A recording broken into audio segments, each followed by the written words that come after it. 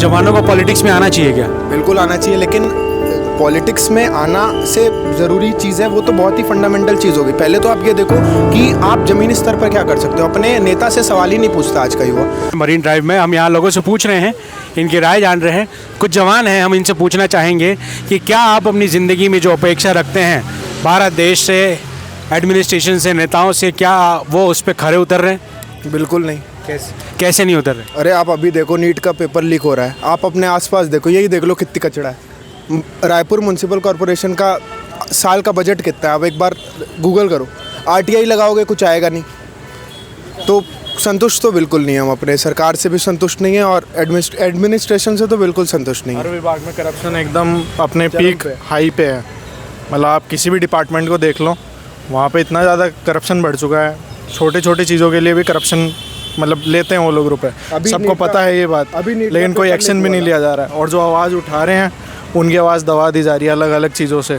अभी आप देख सकते हैं मीडिया हाउसेस, बड़े बड़े मीडिया हाउस अपना बयान दे रहे थे नीट वाले के लिए, तो जो जितने भी ऑनलाइन ट्यूटर्स थे उन्होंने अपनी आवाज़ उठाई, तो उन पे अलग अलग केस लगा दिए, FIRs हो गई, उनको अरेस्ट कर दिया, अरेस्ट करवा दिया उन लोगों को।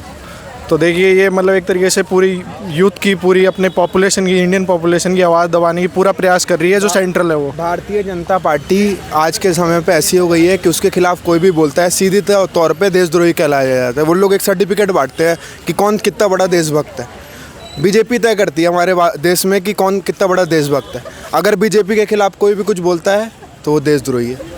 तो ये ठीक है, आप बोल रहे हैं, आरोप लगा रहे हैं, लेकिन आप जब इतनी बुराइयों को देख रहे हैं तो आपका क्या प्रयास है? आप अपने जीवन में कुछ एक अच्छी बात बताएं जो आप कर रहे हैं। हम तो भैया अपने तरीके से बढ़िया कर रहे हैं। हम सरकार से सवाल पूछ रहे हैं, आपके माध्यम से हम सरकार से सवाल पूछ रहे हैं कि ऐसा क्यों हो रहा है। नीट का पेपर लीक हुआ, क्यों हुआ नीट का पेपर लीक? ऐसे थोड़ी हो जाता है कोई पेपर लीक। अभी धर्मेंद्र प्रधान जो उनके एजुकेशन मिनिस्टर हैं, अभिजीत दीपके जो कॉकरोच पार्टी के फाउंडर हैं, वो आए इंडिया में और उनका रेजिग्नेशन मांग रहे हैं। उस पर आप क्या बोलते हैं? अभिजीत देवके एक नंबर का सेपरेटिस्ट आदमी। हमको ऐसे तत्वों को भारत में नहीं झेलना है। ये नहीं बोल रहा हूँ मैं कि जो CGP जो पार्टी बनी है अभी नहीं, ये बहुत अच्छा काम कर रही है, बहुत नया काम कर रही है। ऑनलाइन फॉलोअर्स इकट्ठा करना और ग्राउंड लेवल पे काम करने में बहुत अंतर होता है। आज के डेट में बीजेपी इसलिए बार बार जीत रही है क्योंकि कोई भी अपोजिशन पार्टी इतनी स्ट्रॉन्ग है ही नहीं।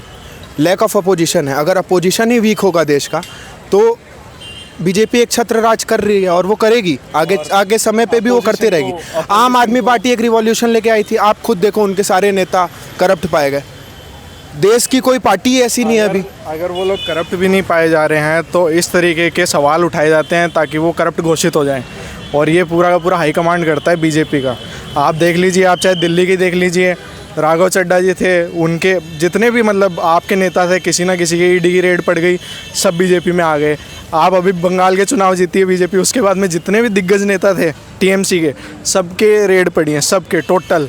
आप उनका देख लीजिए। पार्टीज पूरी तरीके से खत्म हो चुकी है इस देश में। आप इतनी बातों को बोल रहे हैं, क्या आप पॉलिटिक्स फॉलो करते हैं? क्या है प्रेरणा आपकी? मेरी कोई प्रेरणा नहीं है। मैं ये चाहता हूँ कि हमारा देश महान हो। क्या आप अपने देश की चिंता के लिए ही आप इतने नॉलेज को रखते हैं? बिल्कुल। पॉलिटिक्स ज्वाइन करके ही कोई देश का युवा अपने देश के लिए योगदान नहीं दे सकता है। सरकार से सवाल पूछना बहुत ज़रूरी चीज़ है। हम ये नहीं बोल रहे, मैं खुद अभी जो 2024 में इलेक्शंस हुए उसमें बीजेपी को वोट दिया हूँ, पर बीजेपी को वोट देना और बीजेपी से सवाल पूछना दो अलग चीज़ होती है। बीजेपी को वोट दो और बीजेपी से सवाल ही ना पूछो। ऐसा करोगे तो डिक्टेटरशिप है, खुल्ला डिक्टेटरशिप है। हमको तो सवाल पूछना है देश से, और बीजेपी से अगर आप सवाल पूछो तो आप देशद्रोही हो जाते हो। जितने भी सो कॉल्ड राइटिस्ट लोग हैं वो लोग एक सर्टिफिकेट बना के घूम रहे हैं कि कौन देश में देश प्रेमी और कौन देश विद्रोही है, और बीजेपी अब डिसाइड करती है। अगर हम सवाल पूछ देंगे एम्प्लॉयमेंट क्या हो रहा है तो वो बोलेंगे हमने राम मंदिर बनाया है और कश्मीरी हिंदुओं के साथ जो भी हुआ बहुत गलत हुआ। आप उसके लिए क्या कर रहे हो? कितने कश्मीरी हिंदू अभी जाके जम्मू कश्मीर में शिफ्ट हो गए, सेटल हो गए। आपकी सरकार है, पिछले 10 साल से आपकी सरकार है मोटा मोटी। आपने कश्मीरी हिंदू लोगों के लिए क्या किया? और आपसे एम्प्लॉयमेंट के लिए सवाल पूछो तो आप हिंदू मुझसे पोलराइज़ करने लगते हो लोगों को। पोलराइजेशन से बीजेपी कितने दिन तक सरकार में रह पाएगी? अभी आप देखें UGC एक्ट ये लोग लाए, उसके बेसिस पे एक भी बीजेपी प्रवक्ता का एक भी स्टेटमेंट नहीं आया कि हमने जो UGC एक्ट लाया है, इस देश में 10% से 12% सवर्ण जाति लोग हैं, क्या वो लोग इस देश के नहीं है क्या? या इतना क्या बोलते हैं ST SC और OBC सेंट्रिक कानून हम बनाएंगे कि जनरल बच्चे यहाँ एकदम मरीज हैं, उनके लिए कुछ कानून ही नहीं बने, उनके खिलाफ उनको एकदम बर्बाद कर दो। हम इस देश के ये जो UGC कानून है, इसको मैं ये मानता हूँ कि जैसा इजरायली लोगों के साथ ट्रीटमेंट हुआ था, ज्यूज़ लोगों के साथ, हमारे साथ बिल्कुल उसी प्रकार का ट्रीटमेंट। हम इस देश के सेकंड क्लास सिटीजन बन चुके हैं आज के डेट में। ज़्यादा बाहर जाइए मत, आप लोग रायपुर में देख लीजिए, इतनी ग्राउंड लेवल प्रॉब्लम्स है, उनके लिए क्या कर रहा है प्रशासन? कुछ भी नहीं कर रहा।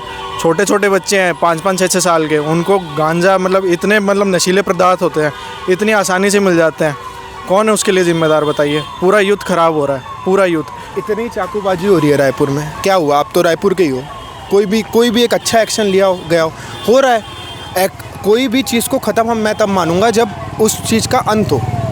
अभी भी हो ही रहा है चाकूबाजी। क्या किया गवर्नमेंट? ये जो नेता हैं कभी जवान रहे होंगे, अपनी जवानी में उन्होंने पॉलिटिक्स किया होगा, वो आज नेता बने हैं, कोई नौकरी कर रहा है, कोई एडमिनिस्ट्रेशन में है, हर एक की जवाबदारी। लेकिन मैं आपसे पूछना चाहूँगा, यदि आप कभी देश के प्रधानमंत्री बने तो आप क्या करेंगे? ये बहुत ही हाइपोथेटिकल सवाल है। पहला तो देश का प्रधानमंत्री ऐसे नहीं बन सकते। कोई भी आम आदमी आज के डेट में चुनाव भी नहीं लड़ सकता, ये आप भी जानते हैं। चुनाव लड़ने के लिए पहले बात तो आपको बहुत अमीर होना चाहिए, ठीक है? आम आदमी पार्टी भी आई रिवॉल्यूशन लेके, आज आप जाओ ले लो आम आदमी पार्टी का टिकट। एक योग्यता तय कर दें, एक पैमाना तय कर दें कि भाई ये व्यक्ति प्रधानमंत्री बनेगा तो वो क्या होगा? इस देश में 543 में 400 से ऊपर अनपढ़ लोग नियम बना रहे हो, वहाँ पर लोग योग्यता तय करेंगे। आपको लगता है वो लोग आने देंगे सिस्टम में? जो एजुकेटेड लोग हैं उनको पॉसिबल ही नहीं है। जिस देश में 60% आरक्षण है, जनरल वाले 90-90 ला के नीचे बैठ रहे हैं। और ST SC, मैं उनको ये नहीं बोल रहा हूँ कि ST SC में भी अगर आप देखो आज के डेट में ST SC में भी क्रीमी लेयर हो गया है। कुछ परसेंट लोग ही आरक्षण का बेनिफिट उठा पा रहे, जो रियल में शोषित है उनको मिलना ही मिलना चाहिए आरक्षण, क्योंकि ये बहुत ही सही चीज़ है आरक्षण। लेकिन जिसका पिताजी खुद डॉक्टर है, वो उसको वापस आरक्षण मिल रहा है, क्या ये सही है? क्या इस पे गवर्नमेंट क्या काम कर रही है? जिस ST SC परिवार का सालाना आय 6 लाख 8 लाख से ऊपर है, उनके बच्चों को आरक्षण मिलना चाहिए क्या? गवर्नमेंट को इस पे काम करना चाहिए, इस पे कोई काम नहीं हो रहा है। तो एक देश की चिंता, एक जवान होने के नाते आप चिंता करते हैं?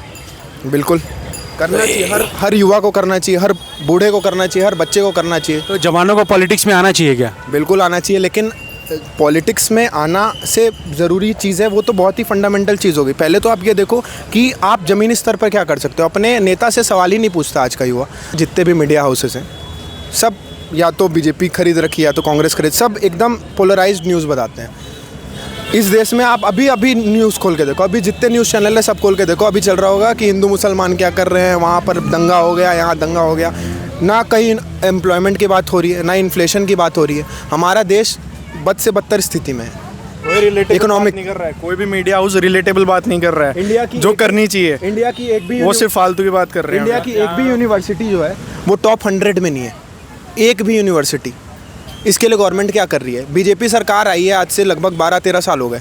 12-13 साल में उसने क्या किया? अब वो उनको बोलेंगे तो नेहरू जी ने वो किया। अरे भाई, नेहरू जी ने जो भी किया, तुम क्या कर रहे हो? तुम अपना देखो ना, तुम क्या कर रहे हो? सर, जहाँ चुनाव कॉम्प्रोमाइज़ है, चुनाव आयोग, तो उस देश का कुछ हो ही नहीं सकता। पहले तो EVM, सबसे पहली बात, EVM is compromised first of all. मैं बोलता हूँ कि कल आप करा लो पर्ची में चुनाव, देन इट्स सब दूध का दूध और पानी का पानी हो जाएगा। जवानों को क्या सलाह देना चाहेंगे? उत्साह कैसे बढ़ाएंगे उनका, क्योंकि वो परेशान है? सर, जवानों का क्या है, they are under pressure, they are not there of their own, they can not make their decisions obviously. तो बहुत बुरी सिचुएशन है सर देश की। Thank you.